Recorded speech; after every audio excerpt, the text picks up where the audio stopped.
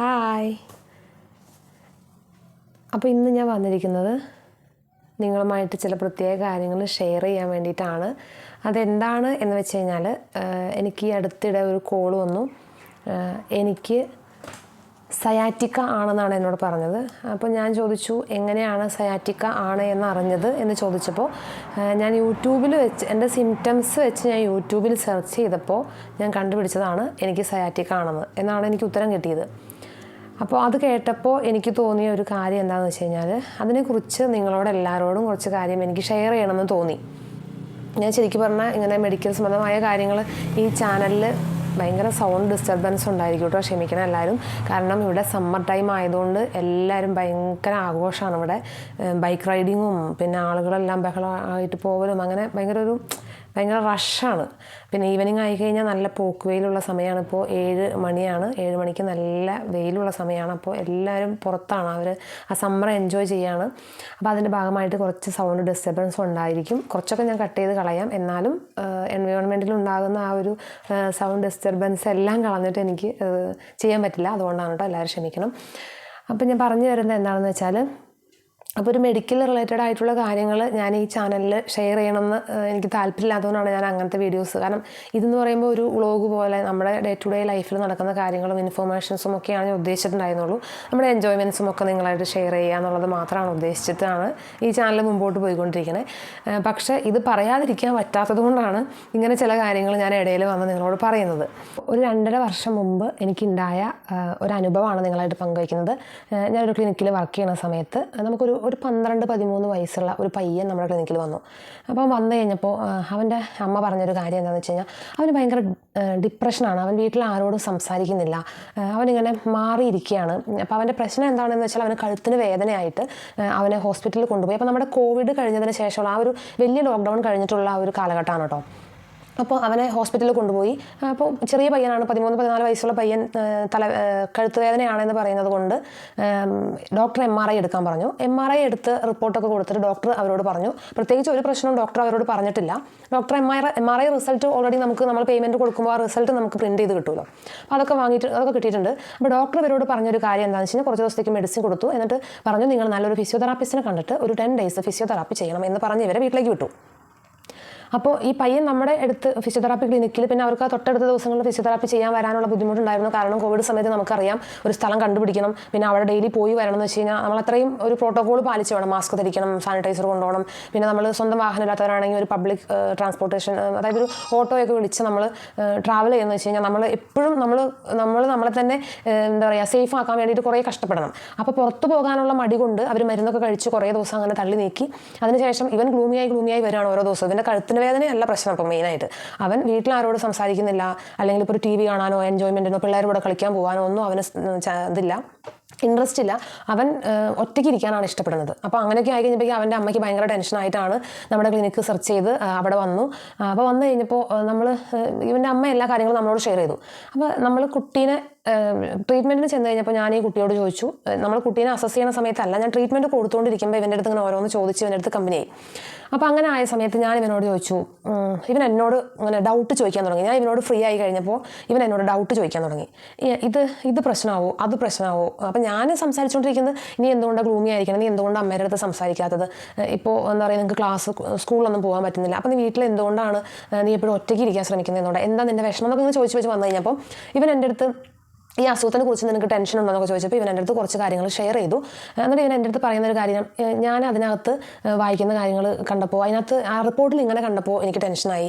പിന്നെ ഈ സ്റ്റീനോസിസ് എന്ന് പറഞ്ഞു കഴിഞ്ഞാൽ ഞാൻ തളർന്നു പോകാൻ ചാൻസ് ഉണ്ടോ, ഇങ്ങനെ ഡൗട്ടുകളൊക്കെ എന്നോട് ചോദിക്കാൻ തുടങ്ങി. അപ്പോൾ ഞാൻ ചോദിച്ചു, നീ നിൻ്റെ റിപ്പോർട്ടും അമ്മ നമ്മുടെ അടുത്തും കൊണ്ടുവന്നിട്ടുണ്ട്, നീ ഈ റിപ്പോർട്ട് ഗൂഗിളിൽ സെർച്ച് ചെയ്ത് നോക്കിയോ എന്ന് ചോദിച്ചു. അപ്പോൾ അവൻ എന്നോട് പറഞ്ഞു, ഞാൻ സെർച്ച് ചെയ്ത് നോക്കി. ഈച്ച് ആൻഡ് എവറി വേർഡ് അവൻ ഗൂഗിളിൽ സെർച്ച് ചെയ്ത് നോക്കിയിട്ടുണ്ട്. ഇപ്പോൾ നമുക്ക് എല്ലാ ഫെസിലിറ്റീസും നമ്മുടെ കൈകളിലുണ്ട്. പ്രത്യേകിച്ച് നമ്മുടെ യുവതലമുറയുടെ കയ്യിൽ വിരൽ തുമ്പത്താണ് നോളജ് ഇരിക്കുന്നത്. അപ്പോൾ എൻ്റെ ഒരു അഭിപ്രായത്തിൽ പറയുകയാണെങ്കിൽ ബേസിക് നോളജ് ഇല്ലാത്ത ഒരു സബ്ജക്റ്റ് നമ്മൾ ഗൂഗിളിൽ കൊടുത്തു നോക്കിയിട്ട് അതിൻ്റെ അഡ്വാൻസ്ഡ് ലെവലിലുള്ള ഒരു ഇൻഫർമേഷൻ നമുക്ക് കിട്ടുക. അത് അങ്ങനെ തന്നെ വിഴിഞ്ഞു കഴിഞ്ഞാൽ അത് നമ്മളെ ഭയപ്പാടിലേക്കാണ് നയിക്കുക. കാരണം ഇപ്പോൾ ഈ കുട്ടീനെ സംബന്ധിച്ച് അവൻ്റെ കണ്ടീഷൻ, അവന് കഴുത്ത് വേദന ഉണ്ട്. അത് ഇത്ര ചെറിയൊരു കുട്ടി കഴുത്ത് വേദന പറയുന്നതിൻ്റെ കാരണം കണ്ടുപിടിക്കാനാണ് ഡോക്ടർ MRI എടുക്കാൻ പറഞ്ഞത്. പക്ഷേ അവനെ സംബന്ധിച്ച് അവൻ സ്ഥിരമായി ഫോൺ യൂസ് ചെയ്തിട്ട് വരുന്ന ഒരു കഴുത്ത് വേദനയാണ്. കാരണം കോവിഡ് സമയത്ത് ക്ലാസ് ഇല്ല, നമ്മൾ വീട്ടിലിരിക്കുകയാണ്, ലോങ് ടൈം നമ്മൾ വീട്ടിൽ തന്നെ ഇരിക്കുകയാണ്. കുട്ടികൾക്കായാലും ഗ്രൗണ്ടിലേക്കൊന്നും നമുക്ക് കളിക്കാൻ വിടാൻ പറ്റില്ല. വീട്ടിലുള്ള കുട്ടികൾ വീടിൻ്റെ മുറ്റത്ത് കളിക്കാമെന്നൊക്കെയാണ് ചെയ്യാൻ പറ്റുന്ന കാര്യം. അപ്പോൾ കുട്ടികൾ കൂടുതൽ സമയം ഒന്നെങ്കിൽ TV അല്ലെങ്കിൽ ഫോണ്, ഈ രണ്ട് കാര്യമാണ് കുട്ടികൾ കൂടുതലായിട്ട് യൂസ് ചെയ്തിട്ടുള്ളത്. അപ്പോൾ അതുകൊണ്ട് വന്ന ഒരു കഴുത്ത് വേദനയാണ്. അതൊരു മസ്കുലോ സ്കെലറ്റൽ പെയിൻ ആണ് കുട്ടിക്കുള്ളത്. പക്ഷേ ഈ MRI എടുത്തപ്പോൾ അതിനകത്ത് സ്ലൈറ്റ് സ്റ്റീനോസിസ് എന്ന് പറഞ്ഞാൽ ഇത് നമ്മുടെ സ്പൈനൽ കോഡിൻ്റെ അവിടെ ചില സ്ഥലത്തൊക്കെ ബ്ലോക്ക് പോലെ കാണിക്കും, അടഞ്ഞ പോലെ, സ്പൈനൽ കനാൽ അടഞ്ഞിട്ടുള്ളതായിട്ടൊരു ബ്ലോക്ക് പോലെ സ്ലൈറ്റ്ലി കാണുന്നു എന്ന് എവിടെയുണ്ട്? MRI റിപ്പോർട്ടിലുണ്ട്. ഒരു പ്രശ്നമില്ലാതെ ഇതിലെ ഓടി നടക്കുന്ന എൻ്റെ സ്പൈൻ MRI എടുത്താലും അതിൽ കുറേ സംഭവങ്ങൾ കാണാൻ പറ്റും. എല്ലാം നല്ല പെർഫെക്റ്റ് ആയിട്ടൊന്നും ഇരിക്കുന്നുണ്ടാവില്ല. കാരണം ഞാൻ ഇത്രയും വർഷം യൂസ് ചെയ്ത എൻ്റെ സ്പൈൻ എടുത്ത് നിങ്ങളൊരു MRI എടുത്തു കഴിഞ്ഞാൽ അതിനകത്തും എന്തെങ്കിലുമൊക്കെ പ്രശ്നങ്ങളൊക്കെ ഉണ്ടാവും. സ്പൈനൽ കനാൽ നാരോവിങ്ങോ അല്ലെങ്കിൽ സ്പൈനൽ കനാൽ സ്റ്റിനോസിസ് എന്തെങ്കിലുമൊക്കെ ഒരു കണ്ടീഷൻ്റെ ചെറിയൊരു സ്ലൈറ്റ് ആയിട്ടുള്ള ഒരു ചെറിയൊരു വേരിയേഷൻ എൻ്റെ സ്പൈനൽ കനാലിൽ കാണാം, സ്പൈനൽ കോളത്തിൽ കാണാൻ പറ്റും. അത് ഈച്ച് ആൻഡ് എവറി പേഴ്സൺ ഓരോരുത്തരെയും സംബന്ധിച്ചും അത് വ്യത്യാസപ്പെട്ടിരിക്കും. എല്ലാവരും ജനിച്ച അന്നുണ്ടായിരുന്ന അല്ലെങ്കിൽ നല്ല പെർഫെക്റ്റ് ആയിട്ട് നമ്മൾ പിക്ചറിൽ കാണുന്ന ആരോഗ്യമുള്ള ഒരു സ്പൈനായിട്ട് ചിലപ്പോൾ എല്ലാവരുടെ സ്പൈനിലും MRIയിൽ കണ്ടോളണം എന്ന് നിർബന്ധമില്ല.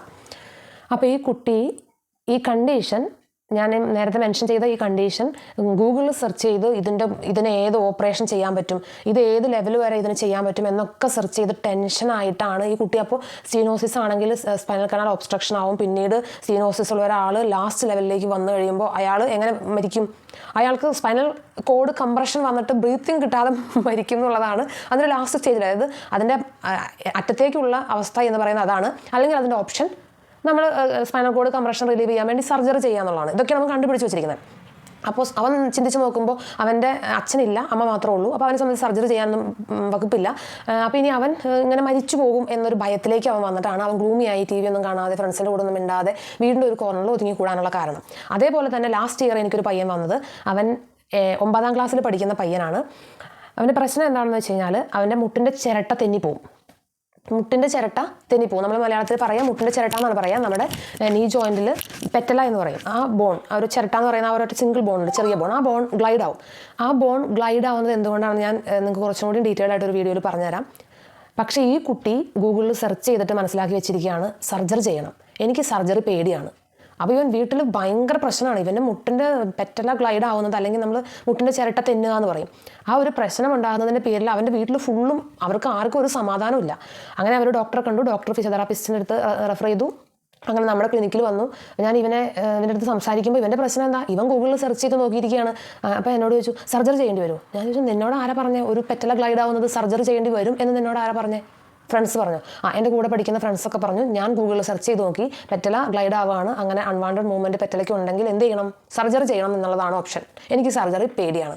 അതാണ് അവൻ്റെ പ്രശ്നം. അപ്പം ഞാനിപ്പോൾ ഈ 2 ഉദാഹരണവും നിങ്ങളുടെ അടുത്ത് മെൻഷൻ ചെയ്യാൻ കാരണം നമുക്ക് പല ഡിസീസുകളും അതിനെക്കുറിച്ചും ഡീപ്പായിട്ടുള്ള ഒരു അറിവുണ്ടാവില്ല. അല്ലെങ്കിൽ അതിൻ്റെ ബേസ്, ഒരു കാര്യം ഒരു കെട്ടിടം ഉണ്ടെങ്കിൽ അതിനൊരു ബേസ്മെൻറ്റ് ഉണ്ടാവുമെന്ന് പറഞ്ഞ പോലെ അതിൻ്റെ ബേസിക് ആയിട്ടുള്ള നോളജ് നമുക്ക് പിടിയുണ്ടാവില്ല. നമ്മൾ ഡയറക്റ്റ് ആയിട്ട് ഒരു MRI റിസൾട്ടോ ഒരു CT റിസൾട്ടോ എടുത്ത് ഗൂഗിളിലേക്ക് ഇട്ട് സെർച്ച് ചെയ്ത് കഴിഞ്ഞാൽ നമുക്ക് കിട്ടുന്ന ഉത്തരം അങ്ങനെ തന്നെ നമ്മൾ വിഴുങ്ങുകയോ അല്ലെങ്കിൽ അതിൻ്റെ ഫർദർ ആയിട്ടുള്ള ലെവലിലേക്കുള്ള സെൻറ്റൻസുകൾ നമ്മൾ വീണ്ടും എടുത്തിട്ട് ചാറ്റ് GPT-യിലോ അല്ലെങ്കിൽ ഗൂഗിളിലോ ഒക്കെ സെർച്ച് ചെയ്ത് നമ്മൾ പലതും കണ്ടുപിടിച്ച് കഴിഞ്ഞാൽ നമ്മൾ ഓവറായിട്ട് ടെൻഷനായി നമ്മൾ ഡിപ്രഷനിലേക്ക് പോകാനേ അത് ഉപകരിക്കുകയുള്ളൂ. നമുക്ക് ഒരു തരത്തിലും നമുക്ക് സ്വന്തമായിട്ട് ട്രീറ്റ് ചെയ്യാൻ കഴിവുണ്ടോ? ഇല്ലല്ലോ. നമുക്ക് സ്വന്തമായിട്ട് ട്രീറ്റ് ചെയ്യാൻ പറ്റില്ല. നമുക്ക് എന്തായാലും ഒരു ഹോസ്പിറ്റലിൽ പോയി നല്ല വിദഗ്ധനായ ഒരു ഡോക്ടറുടെ സർവീസ് സ്വീകരിച്ചേ പറ്റൂ. പിന്നെ നമ്മൾ എന്തിനാണ് ഡിസീസിനെ കുറിച്ച് ഇത്രയധികം ഗൂഗിളിൽ സെർച്ച് ചെയ്തിട്ട് നമ്മൾ ഡിപ്രഷനിലേക്കും ആവലാതിയിലേക്കും, നമുക്ക് എന്നിട്ട് സ്ട്രെസ്സാണ്, മരുന്നൊന്നും ഏൽക്കാത്ത രീതിക്കുള്ള സ്ട്രെസ്സാണ്. എന്താ കാരണം എൻ്റെ രോഗം ഇത്രയും കഠിനമാണ്, ഇത്രയും രൂക്ഷമാണെന്ന് ഞാൻ പഠിച്ചു വെച്ചിരിക്കുകയാണ്. ചിലപ്പോൾ സിമ്പിളായിട്ടുള്ളൊരു കാര്യം ഉണ്ടാവുള്ളൂ.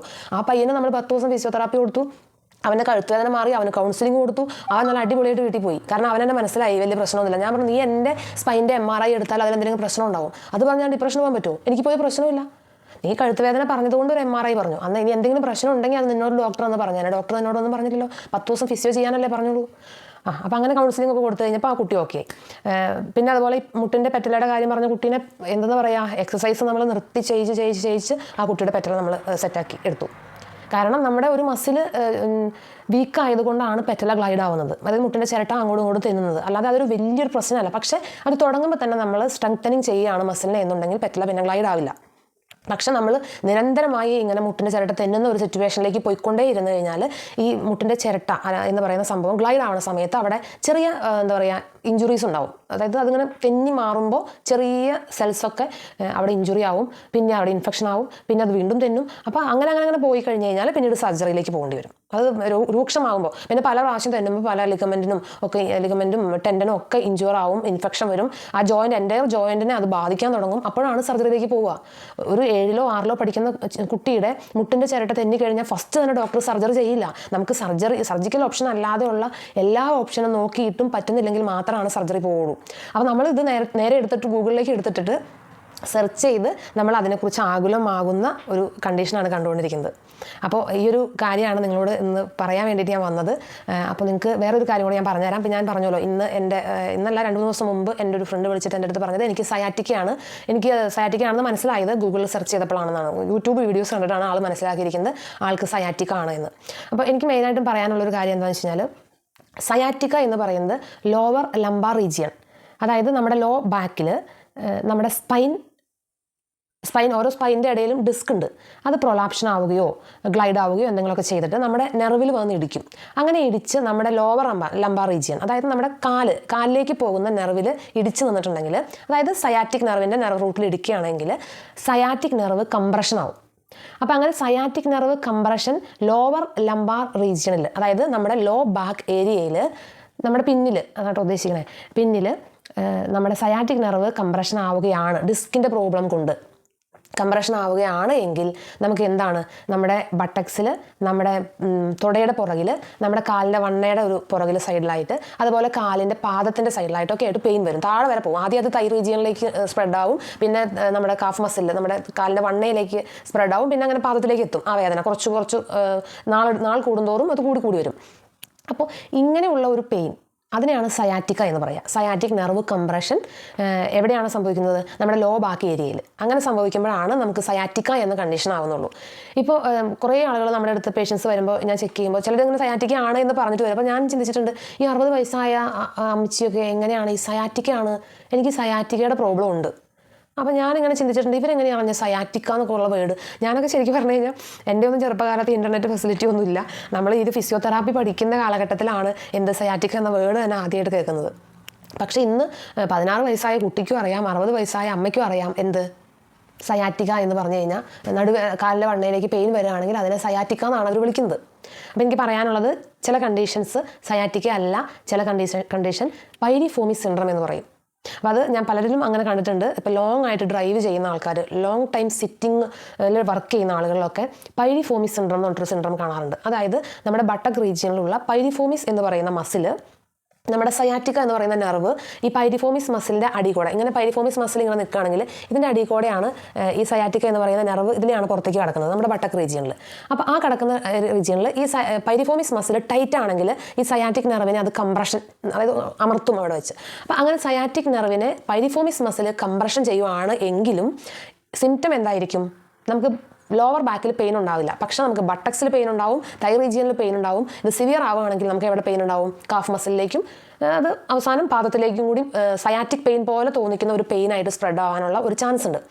അപ്പോൾ നിങ്ങൾ മനസ്സിലാക്കിയിരിക്കേണ്ടത്, നമ്മൾ ഫസ്റ്റ് തന്നെ എനിക്ക് കാലിൻ്റെ ഒരു സൈഡിലേക്ക് പെയിൻ ഉണ്ട്, എനിക്ക് സയാറ്റിക്കയാണ് എന്നല്ല. നമ്മൾ വിദഗ്ധരായ ആളുകളെ കണ്ടിട്ട് എനിക്ക് സയാറ്റിക്കയാണോ അതോ എനിക്ക് പൈരിഫോമിസ് സിൻഡ്രോം ആണോ എന്ന് കറക്റ്റായിട്ട് മനസ്സിലാക്കണം. എന്നിട്ട് വേണം ട്രീറ്റ്മെൻറ്റ് സ്റ്റാർട്ട് ചെയ്യാൻ. ഫസ്റ്റ് തന്നെ എനിക്ക് സയാറ്റിക്കയാണ്, സയാറ്റിക്ക ഞാൻ കണ്ടുപിടിച്ചു, ഞാൻ യൂട്യൂബിൽ വീഡിയോസ് തപ്പി നോക്കി സയാറ്റിക്കുള്ള ട്രീറ്റ്മെൻറ്റ് എന്താ, ഞാൻ അതൊക്കെ സ്വന്തമായിട്ട് ചെയ്തു. അങ്ങനെയല്ല ട്രീറ്റ് ചെയ്യേണ്ട, എക്സ്പെർട്സിനെ കണ്ടിട്ട് നമുക്ക് സയാറ്റിക്കയാണോ പൈരിഫോമിസ് സിൻഡ്രോം ആണോ എന്ന് ആദ്യമേ നമ്മൾ മനസ്സിലാക്കണം. അല്ലെങ്കിൽ എന്താണെന്ന് വെച്ച് കഴിഞ്ഞാൽ നമുക്ക് ചിലപ്പോൾ ഇപ്പോൾ പൈരിഫോമിസ് സിൻഡ്രോം ഉള്ള ആൾ സയാറ്റിക്കയോ ഉള്ള ആൾ പൈരിഫോമിസ് സിൻഡ്രോത്തിനോ ട്രീറ്റ് ചെയ്ത് കഴിഞ്ഞാൽ ഒരു പരിധി വരെ രണ്ടും സെയിം ആയതുകൊണ്ട് കുറച്ചൊക്കെ ബെനിഫിറ്റ് കിട്ടുമായിരിക്കും. ഇപ്പോൾ നമ്മൾ ഫിസിയോതെറാപ്പിയിലാണ് ചെയ്യുകയെങ്കിൽ പൈരിഫോമിസ് സിൻഡ്രോത്തിന് ഒരേ ഒരു എക്സസൈസ് ചെയ്താൽ കൂടി ആ പൈരിഫോമിസ് മസിൽ സ്ട്രെച്ച് ആവുകയും ആ കംപ്രഷൻ മാറുകയും ചെയ്യും.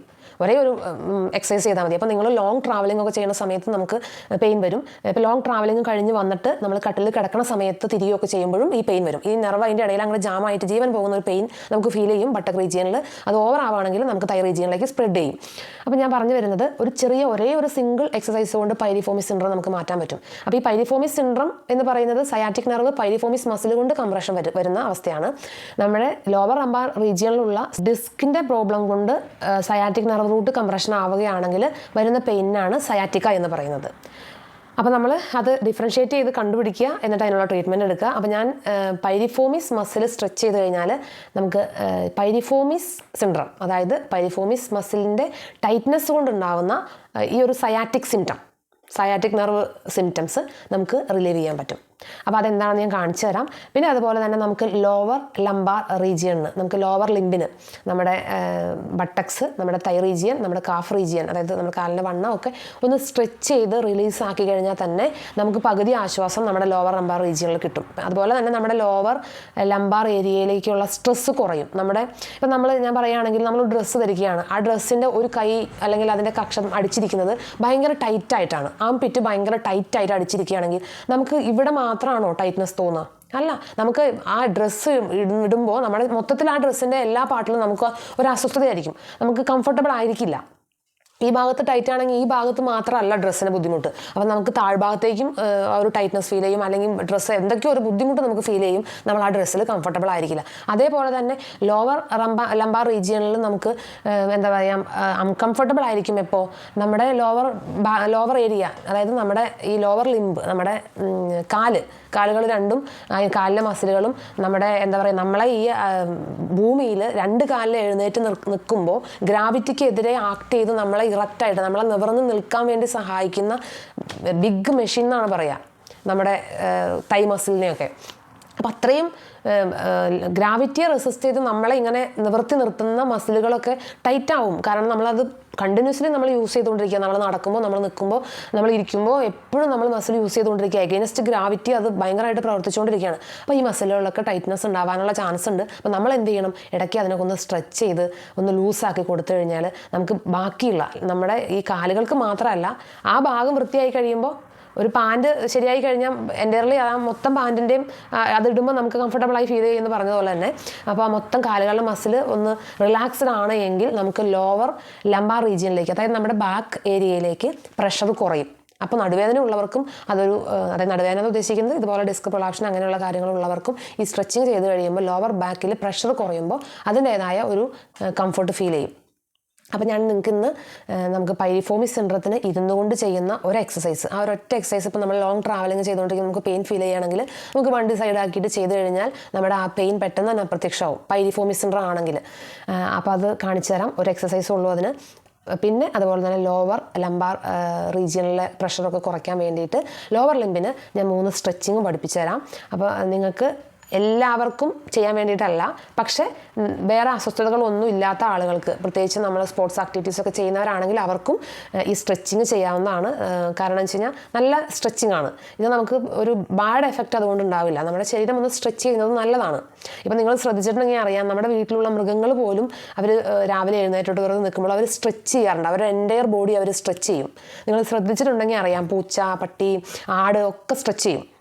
അതായത് നമ്മുടെ മസിലുകളൊന്ന് റിലാക്സ് ആവാൻ വേണ്ടിയാണ് സ്ട്രെച്ച് ചെയ്യുന്നത്. അത് നോർമലി ബോഡിയിൽ ഉള്ള ഒരു മെക്കാനിസമാണ്.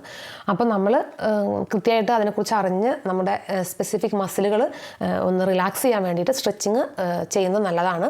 അപ്പോൾ പൈരിഫോമിസ് സിൻഡ്രം ഉള്ളവർ, അതായത് ബട്ടക് റീജിയനിൽ ഭയങ്കര സിവിയർ ആയിട്ടുള്ള പെയിൻ, അതായത് ലോങ് ട്രാവലിങ്ങോ ലോങ് സിറ്റിങ്ങോ ഒക്കെ കഴിയുമ്പോൾ ഫീൽ ചെയ്യുന്നവർ ഇത് പരീക്ഷിച്ച് നോക്കുക. അപ്പോൾ നിങ്ങൾക്ക് അറിയാൻ പറ്റും. നിങ്ങൾക്ക് സയാറ്റിക്ക, അതായത് ലോവർ ലംബാർ റീജിയനിൽ പ്രശ്നമായിട്ടാണ് എങ്കിൽ ഈ എക്സസൈസുകൾ ചെയ്യാവുന്നതാണ്.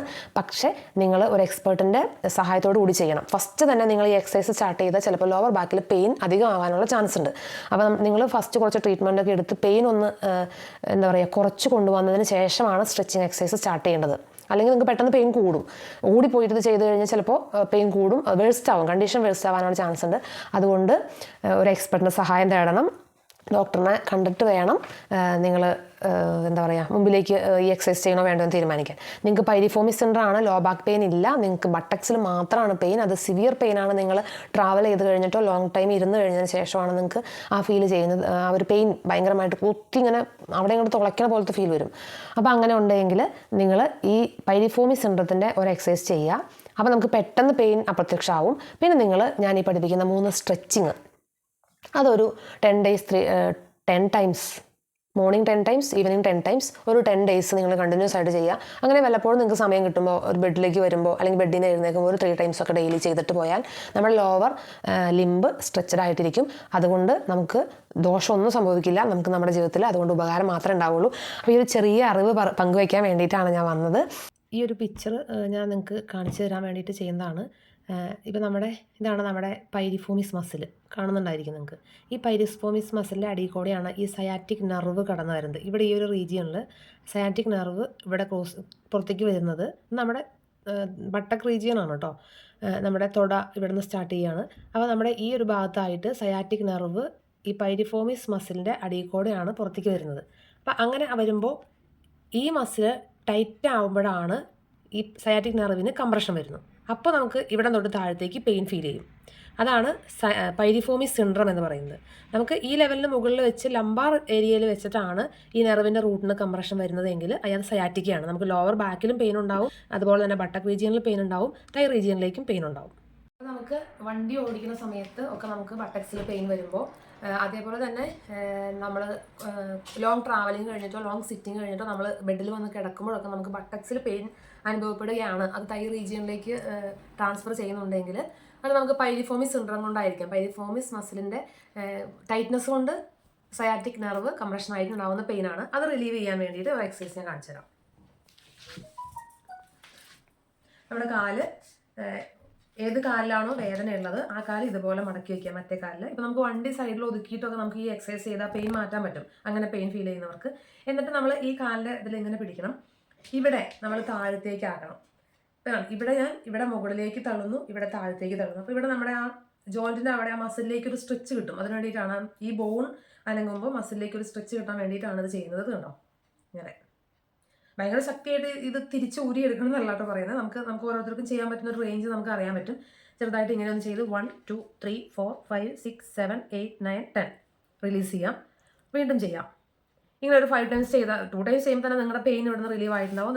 നിങ്ങൾക്ക് ബാക്കിയുള്ള സ്ഥലം നമുക്ക് ഡ്രൈവ് ചെയ്ത് പോകാനായിട്ട് പറ്റും. നമ്മൾ കിടന്നുകൊണ്ട് നമ്മൾ ഇരുന്ന് ചെയ്ത അതേ എക്സസൈസ് എങ്ങനെ ചെയ്യാന്നുള്ളതാണ് കാണിക്കുന്നത്. നമുക്ക് പെയിനുള്ള കാല് നമ്മുടെ ഓപ്പോസിറ്റ് തുടയിൽ വെക്കുക, അതിനുശേഷം ഓപ്പോസിറ്റ് കാല് മടക്കുക, നമ്മുടെ 2 കൈ കൊണ്ടും ഓപ്പോസിറ്റ് കാലിനെ പിടിക്കുക, എന്നിട്ട് ഇങ്ങനെ ചെസ്റ്റിൻ്റെ അവിടേക്ക് കൊണ്ടുവരിക. അപ്പോൾ നമുക്ക് ഈ കാലിൻ്റെ ഇവിടെ നമുക്ക് സ്ട്രെച്ചിങ് കിട്ടും. അത് ചെയ്യുമ്പോൾ 1 2 3 അങ്ങനെ 10 സെക്കൻഡ് ഹോൾഡ് ചെയ്തിട്ട് റിലീസ് ചെയ്യുക. വീണ്ടും നമ്മൾ ഇതുപോലെ തന്നെ ചെയ്ത് 10 സെക്കൻഡ് ഹോൾഡ് ചെയ്ത് റിലീസ് ചെയ്യുക. ഇത് 10 പ്രാവശ്യം ചെയ്യുക. നമ്മുടെ തുടയുടെ ബാക്കിലുള്ള മസിലിന് സ്ട്രെച്ച് ഇടാൻ വേണ്ടിയിട്ടുള്ള എക്സസൈസ് ആണ്. ഇതുപോലെ എന്തെങ്കിലും ഷോളോ മുണ്ടോ എന്തെങ്കിലും എടുത്ത് നിങ്ങൾക്ക് ചെയ്യാവുന്നതാണ്. ഇങ്ങനെ കാലിൽ പാത്രം ഇടുക, എന്നിട്ട് കാല് മുകളിലേക്ക് നിങ്ങൾക്ക് എത്ര 90 ഡിഗ്രി നിങ്ങൾക്ക് കൊണ്ടുപോകാൻ പറ്റുന്നില്ലെങ്കിൽ ഒറ്റ ദിവസം കൊണ്ട് 90 ഡിഗ്രിയിലേക്ക് കൊണ്ടുപോകരുത്. ചിലർക്ക് ഇത്ര 45 ഡിഗ്രി ഒക്കെ വരാനേ പറ്റുന്നുണ്ടാവുള്ളൂ. അപ്പോൾ ഈ ഓവറായിട്ട് ഇവിടെ നമ്മുടെ തുടയുടെ ബാക്കിൽ സ്ട്രെച്ച് ആവും. അങ്ങനെയാണെങ്കിൽ നിങ്ങൾ അവിടെ വെച്ച് നിങ്ങൾ പ്രാക്ടീസ് ചെയ്യുക. അങ്ങനെ ഒരു 2-3 ദിവസം ചെയ്യുമ്പോൾ നിങ്ങൾക്ക് ഇങ്ങോട്ട് മുകളിലേക്ക് കൊണ്ടുവരാൻ പറ്റും. 90 ഡിഗ്രി കൊണ്ടുവന്ന് നമ്മുടെ പാദം നമ്മുടെ ഫേസിലേക്ക് ടുവാർഡ്സ് ചെയ്യുന്ന പോലെ പിടിച്ച് നമുക്ക് 1 2 3 അങ്ങനെ 10 സെക്കൻഡ് ഹോൾഡ് ചെയ്തിട്ട് നമുക്ക് റിലീസ് ചെയ്യാവുന്നതാണ്. ഇങ്ങനെ ഉണ്ടാവും. വീണ്ടും അത് ആവർത്തിക്കുക. 1 2 3 അങ്ങനെ 10 സെക്കൻഡ് ഹോൾഡ് ചെയ്യുക, വീണ്ടും റിലീസ് ചെയ്യാം. എക്സസൈസ് നമ്മളിപ്പോൾ പഠിച്ച എക്സസൈസുകളെല്ലാം നമ്മൾ റൈറ്റ് ലെഗിലാണ് ചെയ്തത്. നമുക്ക് ഈ കാലിലും ചെയ്യാം, അത് കഴിഞ്ഞാൽ ഈ കാലിലും ചെയ്യാം. ഇതേ സെയിം എക്സസൈസ് ഈ കാലിലും ചെയ്യാം കേട്ടോ. ഞാനിപ്പോൾ എല്ലാം ഈ കാലിലാണ് പഠിപ്പിക്കുന്നത്. 3ാമത്തെ എക്സസൈസ് ഇതാണ്. നമ്മുടെ റൈറ്റ് ലെഗ് ലെഫ്റ്റ് സൈഡിലേക്ക് വെച്ചു. നമ്മൾ ഓപ്പൺ തിരിയണ്ട, കാൽ മാത്രം. എന്നിട്ട് നമ്മൾ ഈ കാലിൻ്റെ മുട്ടിൽ ഇവിടെ പിടിക്കുന്നു, എന്നിട്ട് ഇങ്ങോട്ടേക്ക് കൊണ്ടുവരുന്നു. നമുക്ക് സ്ട്രെച്ച് ഫീൽ ചെയ്യേണ്ടത് ഇവിടെ ലോവർ ബാക്കിലാണ്, നമ്മുടെ ബട്ടക് റീജിയനിലാണ് നമുക്ക് സ്ട്രെച്ച് ഫീൽ ചെയ്യേണ്ടത്. റിലീസ് ചെയ്യുക. 1 2 3 8 9 10 റിലീസ് ചെയ്യുക. then again റിപ്പീറ്റ് ചെയ്യുക 10 times. എല്ലാവർക്കും ഇഷ്ടപ്പെട്ടു എന്ന് വിചാരിക്കുന്നു. ആർക്കെങ്കിലും എന്തെങ്കിലും സംശയം ഉണ്ടെങ്കിൽ കമൻറ്റിൽ നിങ്ങൾക്ക് ചോദിക്കാവുന്നതാണ്. എനിക്കറിയാവുന്നത് നിങ്ങൾക്ക് ഞാൻ പറഞ്ഞു. അപ്പോൾ നിങ്ങൾക്ക് എന്തെങ്കിലും ഡൗട്ട് ഉണ്ടെങ്കിൽ ഇതിൽ ചോദിക്കുക. എന്തെങ്കിലും അഭിപ്രായങ്ങളുണ്ടെങ്കിൽ കമൻറ്റിൽ രേഖപ്പെടുത്തുക. അപ്പോൾ വീഡിയോ ഇഷ്ടമായെന്ന് വിചാരിക്കുന്നു. അടുത്ത ഒരു വീഡിയോയിൽ കാണും വരെ ബൈ.